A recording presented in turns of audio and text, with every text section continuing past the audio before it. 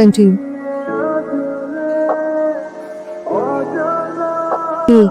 ছোটবেলা থেকে ফাঁকিবাজি করেন তাই না? না মানে আপনি কি স্টুডেন্ট লাইফ থেকেই ফাঁকিবাজি করেন? কাজ হচ্ছে।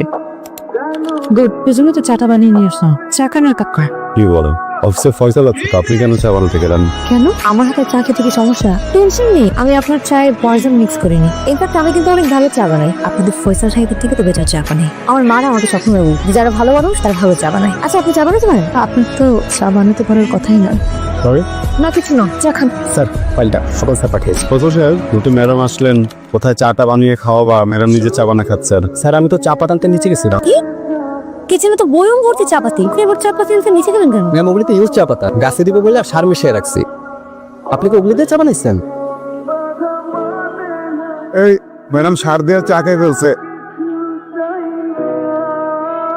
মিস্টার রাফি, প্রেজেন্টেশনটা কি রেডি হয়েছে? জি ম্যাডাম, ওইটাই রেডি। আমি আপনাকে এখন মেল করছি। আপনি আপনার মেল। কি যাতা একটা মেল হয়েছে। একটা স্কুলের বাচ্চা এখানে যদি ভালো করে মেল করে আপনার থেকে বেটার প্রেজেন্টেশন বানাতে পারে।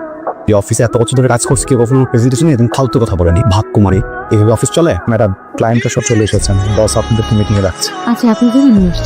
আপনি মিটিং রুমে যান, আমি ফ্রেশ হয়ে আসছি।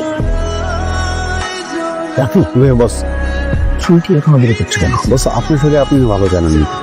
বস আসলে দেখেন, ওনার জবটা আসলে কিভাবে হয়েছে সেটা তো আপনিও জানি, আপনি জানেন। উনি তো আমার রিপোর্টিং বস, তো আমি তো ওনার উপরে দখলদারি করার বা কোথায় যাচ্ছে না যাচ্ছে সব বিষয় দেখার এখতিয়ার রাখি না বস। গ্রাজুয়েট না নিলে একটা কথা বলবো না, আমার গুরুজনরা সবসময় বলতেন যেই মানুষটা যে জায়গার যোগ্য না তাকে যদি ওই জায়গাটা দেওয়া হয়েছে, কখনো ওই জায়গাটা এই তো স্টুডিও চলে এসেছে।